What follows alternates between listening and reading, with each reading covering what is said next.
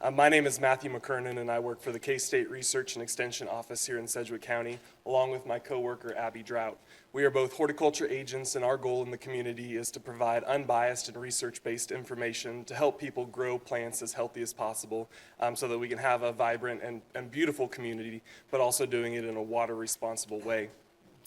One of the things that we want to stress today is the importance of watering correctly, and that involves several different things. Our biggest recommendation for the community is as we water, we want to make sure that we water deeply and infrequently. This means not needing to water daily, because watering daily is not a requirement to have healthy plants in our community.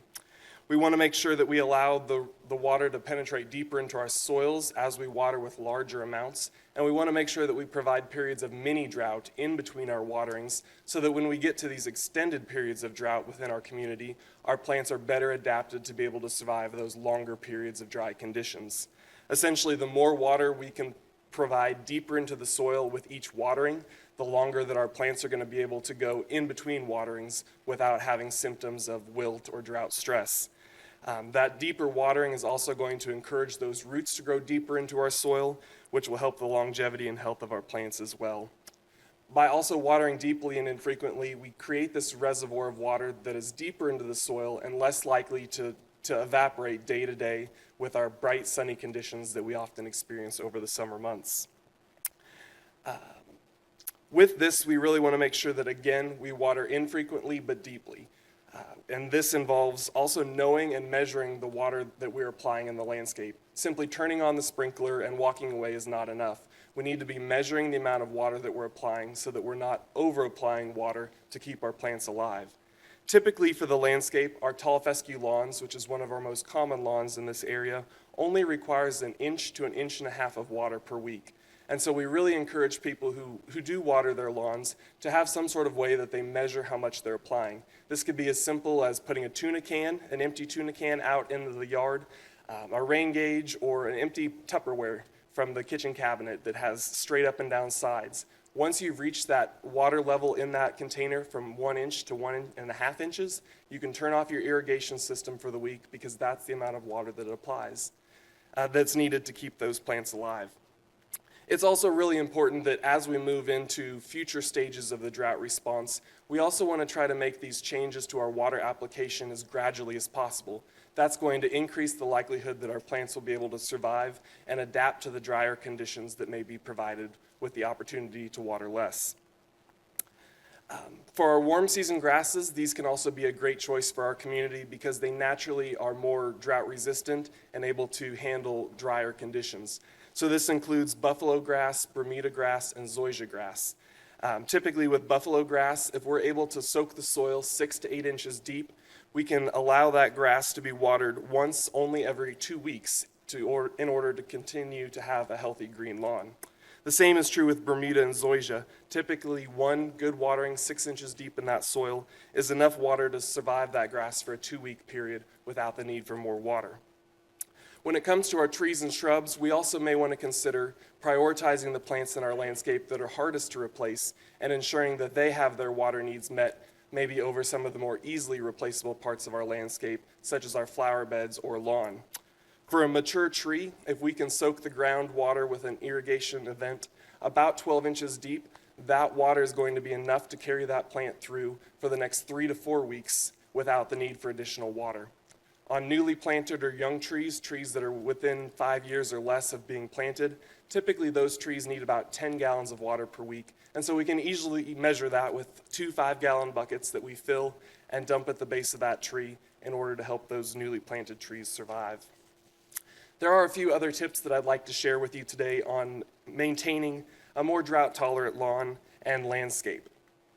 As has been mentioned today, it's very important that we're watering in the early morning hours, both to reduce the amount of evaporation that occurs and water loss from our irrigation, but also to help reduce the disease that occurs, especially in our lawns, watering late in the evening or the heat of the day. We can also do simple things like increasing the mowing height of our lawnmowers to increase the drought tolerance of our lawn. We can reduce fertilizer use in the landscape because increased fertilizer use increases growth, which requires more water of our plants. We can also make sure that we audit our irrigation systems and make sure that as our sprinkler systems do run, they're not leaking or wasting water down the sidewalks and driveways. We can add mulch to our flower beds and gardens to conserve the water that is applied. We can eliminate weeds that are going to compete for our water resources in the ground with our more desirable plants. And we can also eliminate the plants in our landscape that are high water use plants and consider replacing them with more drought-tolerant species that can handle prolonged periods of dry conditions once they are established.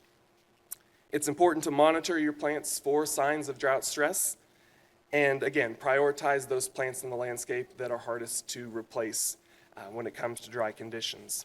I'd like to turn it over to my coworker Abby to provide you a few more resources and recommendations on how to accomplish that. Thank you, Matthew. I do want to say that the drought we're here to talk about today and I are not related. We just happen to have the same last name. I thought that was a pun. So even though it may not feel right, you can allow some of your plants to go into dormancy. Many plants naturally survive periods of drought by entering a temporary dormancy.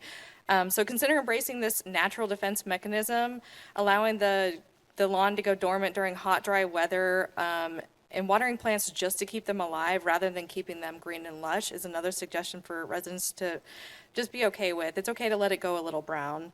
Tall fescue naturally can become dormant and brown during hot and dry periods, and then it'll recover acceptably when growing conditions improve in the late summer and early autumn.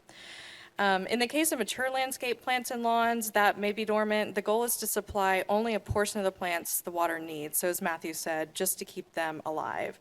Since growth occurs at optimum rates in a normally watered plant, some stress may reduce growth, which is not critical for many plants reaching their mature size. The goal is simply to keep the plants alive but not thriving. Newly planted trees, shrubs, or plants will require greater watering as they are not fully established and cannot survive the drought as easily. That's why they're promoting not planting new trees. While dormant lawns may go 2 or 3 weeks or more without water, after 2 to 3 weeks of dormancy, it's important to keep the crowns of the dormant grass alive by applying about 1/4 of an inch of water every couple of weeks, either by irrigation or rainfall. Established tall fescue lawns growing on good soil and maintained appropriately can survive up to 8 weeks without substantial irrigation. Early fall is the ideal time to perform important cultural practice on cool season lawns, though, such as fertilization, core aeration, and overseeding. We recommend watering in mid to late August to green up and revive dormant lawns so they can respond to these practices. The big thing not to do is to not follow an irrigation schedule that causes the lawn to bounce back and forth between active growth and dormancy. Each time the lawn resumes growth after dormancy, stored energy and reserves in the plant are depleted. A continuous pattern of dormancy followed by active growth can stress turf and may slow its recovery with improved weather conditions. So those are the last of our tips here. For more tips and resources, we have partnered with the City of Wichita on the Save Wichita Water website under the irrigation page, irrigation education page, and you can find lots of publications from K-State Research and Extension on there. Our K-State Garden Hour videos, there are some at the bottom, and links to our K-State Garden Hour website where you can see lots of lawn and gardening tips from us. We have many publications on there, like I mentioned. The 3 ones we want to bring your attention to are a publication called Maintaining Good Lawns with Less Water. This speaks directly to what we're talking about today, and it's a full 2-page publication with tons and tons of great information that's accessible to all residents, anyone to print off at home, available as a PDF as well. Watering your lawn, that's generally how to water your lawn in general, and then watering newly planted and young trees and shrubs. But like I said, we have a full list on the Save Wichita Water website for residents to use. It's easy to access. To get a hold of us at K-State Research and Extension for any residents that may have further questions, we do have a garden hotline that is free and available to discuss how to conserve water in their lawns if they have further questions. We're open Monday through Friday, 9 a.m. to noon and 1 p.m. to 4 p.m.